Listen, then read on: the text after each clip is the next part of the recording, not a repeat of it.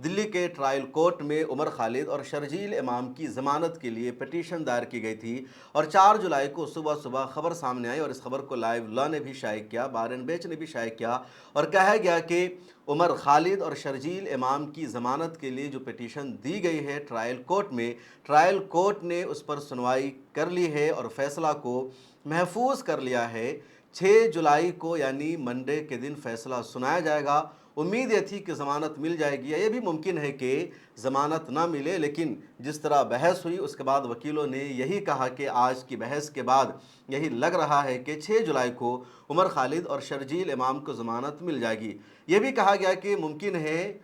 जो ज़मानत मिले वो खालिद सैफ़ी की तरह सिर्फ 6 महीनों के लिए ही ज़मानत मिले, उससे ज़्यादा दिनों की ज़मानत ना मिले, सुप्रीम कोर्ट से ही मुस्तकिल ज़मानत मिल सकती है। इस तरह की उम्मीद थी लॉयर्स को भी और फैमिली को भी, क्योंकि उमर खालिद और शर्जील इमाम को अभी तक ज़मानत नहीं मिली है। पिछले दिनों शर्जील इमाम को भाई की शादी में शिरकत के लिए सिर्फ 10 दिनों की ज़मानत मिली थी और उमर खालिद को भी कभी बहन की शादी में शिरकत के लिए या कभी माँ के बीमार होने की वजह से 1 हफ्ते की ज़मानत मिली। इसके अलावा इन दोनों को अभी तक ज़मानत नहीं मिली। 2020 में नॉर्थ ईस्ट दिल्ली में जो फसाद हुआ था उसी के इल्ज़ाम में ये दोनों जेल में बंद है। 6 साल हो गए हैं और अभी तक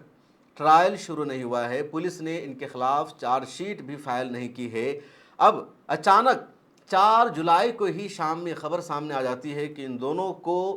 जो ज़मानत मिलने वाली थी, या 6 जुलाई को जो फ़ैसला सुनाया जाना था जज साहब को, वो फ़ैसला जज साहब ने 4 जुलाई को ही शाम में सुना दिया और कहा कि इन दोनों की ज़मानत की पिटीशन रद्द की जाती है और ट्रायल कोर्ट में इनकी ज़मानत की पिटीशन पर सुनवाई ही नहीं हो सकती, क्योंकि इनको पिटीशन देना सुप्रीम कोर्ट के इख्तियार में है, ट्रायल कोर्ट के इख्तियार में नहीं है। यानी ट्रायल कोर्ट का अंदाज़, लबो लहजा सब कुछ शाम को बदल गया और इनको ज़मानत देने से इनकार नहीं किया गया, बल्कि ज़मानत की पिटीशन को ही नाकाबिले समात बना दिया ट्रायल कोर्ट ने। पुलिस और सरकारी वकील की तरफ से दलील यह दी गई कि 5 जनवरी 2026 को शर्जील इमाम की ज़मानत की पिटीशन सुप्रीम कोर्ट से रद्द हो चुकी है और अप्रैल 2026 में उमर खालिद की ज़मानत की पिटीशन रद्द हुई है और सुप्रीम कोर्ट ने कह रखा है कि अगले 1 साल तक इनको ज़मानत नहीं मिल सकती, ज़मानत के लिए ये पिटीशन नहीं दे सकते। उसके अलावा सुप्रीम कोर्ट ने दूसरी शर्त ये लगाई थी कि जब तक